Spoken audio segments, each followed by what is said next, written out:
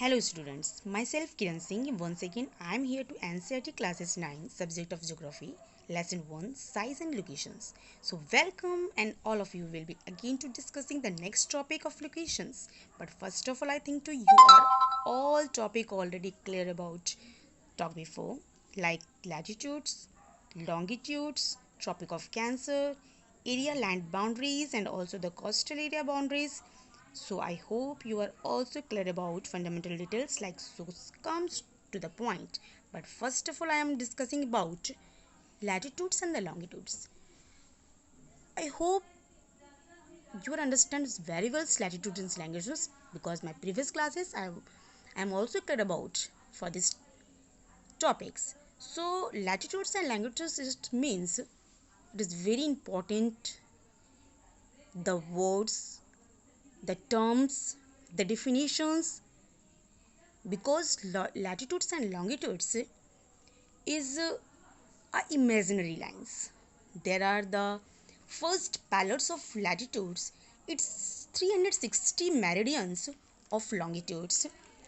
The horizontal set from west to east lines on the globe are latitudes. The verticals set from the north to south lies, and the lines called to longitudes. Any places of this earth can be to located with this help of these lines.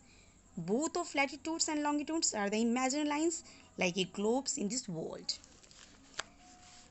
Latitudes to be see the correct locations of the country. What is the importance of the latitudes?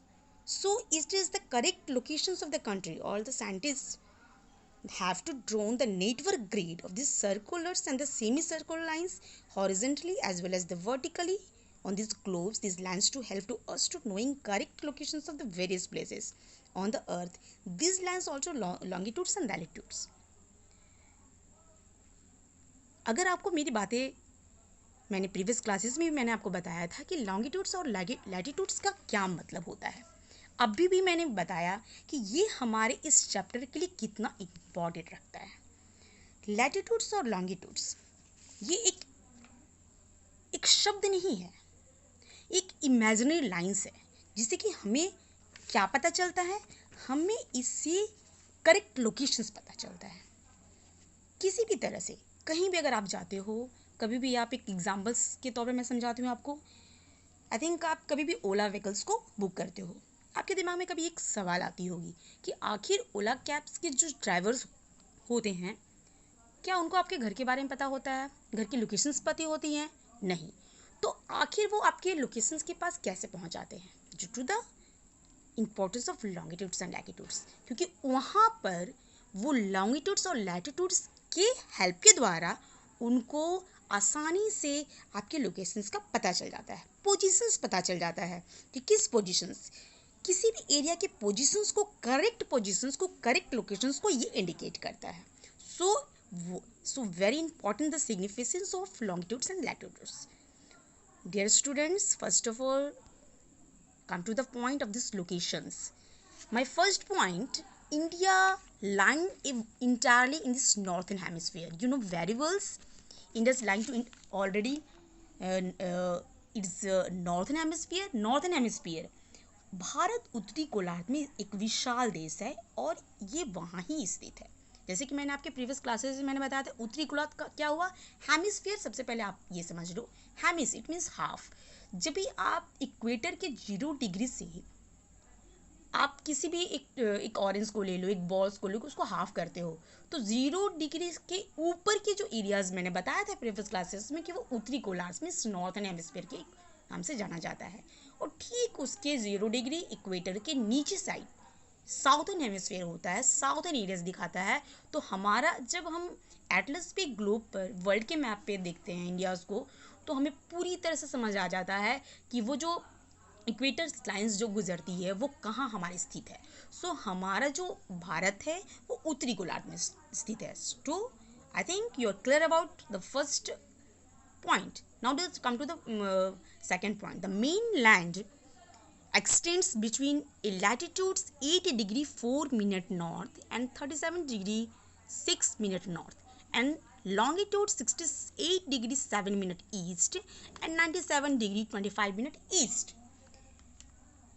So dear students, इसका मुख्य भाग 8 degree 4 minute उत्तर से 37 degree 6 minute उत्तरी अक्षांश तथा 68 degree 7 minute पूर्व से 97 degree 25 minute पूर्व देशांतर तक फैला हुआ है।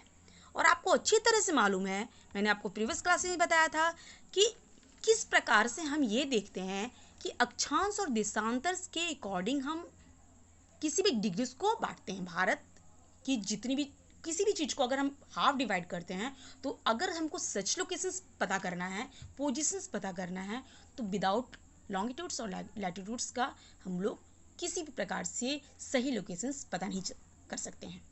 जबकि हम अच्छी तरह से जानते हैं कि लैटिट्यूड्स और लॉन्गिट्यूड्स एक इमेजिनरी लाइन्स ही है, हमें इसका एग्जैक्ट एक्सटेंट्स पता नहीं है। Now to come to the point of the thirds, the Tropic of Cancer. Tropic of Cancer is the most important to the divides on the country of into two almost equal parts. जैसे मैंने आपको previous class में बताया था कि tropic of cancer 23 and 23.5 degree north जो हमारे भारत को दो इक्वल भाग में बांटती है। So first of all, the top areas of this to belongs to the name of northern areas, and the last one the equators of 0 degree से नीचे जाते हैं तो वो हमारा साउथ एरियाज को बिलोंग करते हैं। Now the point of fourth, the southern part of the India's lies Andaman and Nicobar island in the bay of Bengal's, and again the 5 point, the southern parts of lays in the Lakshadweep island in this Arabian Sea. So what do you mean by these areas? Because it is the island groups, it is the island groups. भूभाग के मुख्य भूभाग के दक्षिणी पूर्व में अंडमान निकोबार द्वीप समूह और बंगाल की खाड़ी, और दक्षिणी पश्चिमी लक्षद्वीप द्वीप समूह जो अरब सागर में स्थित है। अब आपके दिमाग में एक सवाल आना चाहिए कि साउथ वेस्ट और south east, what do you mean by south west and south east? जब भी आप इंडिया के मैप को देखते हो तो सबसे पहले लोकेशंस को जानते हो, एरियाज के ईस्ट वेस्ट नॉर्थ साउथ को भी आप अच्छी तरह से जान चुके हो। तो जब हम ईस्ट की साइड देखते हैं तो उस एरिया के जो ईस्टर्न भाग हो गए, और वेस्ट साइड देखते हैं तो उस भाग के वेस्टर्न साइड हो गए। उसी तरह से हम लोग साउथ के एरियाज को देखते हैं तो हमारा वो साउथ वेस्टर्न स्टाइल हो गया। तो हमारा जो south part of the India है जो लिंक करता है वो कहाँ पे? अंडमान निकोबार, जहाँ पे बे ऑफ बंगाल्स, ठीक है। और ये हमारा क्या है? आइलैंड ग्रुप्स है।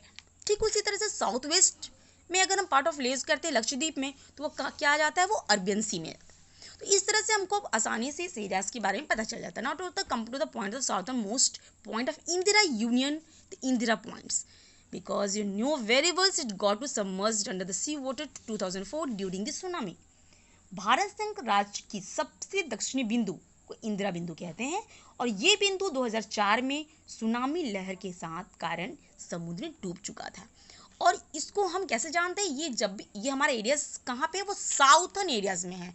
इट मीन्स टॉप नहीं, सबसे नीचे। सो डियर स्टूडेंट्स, आज की क्लासेस खत्म होती है। So thank you so much.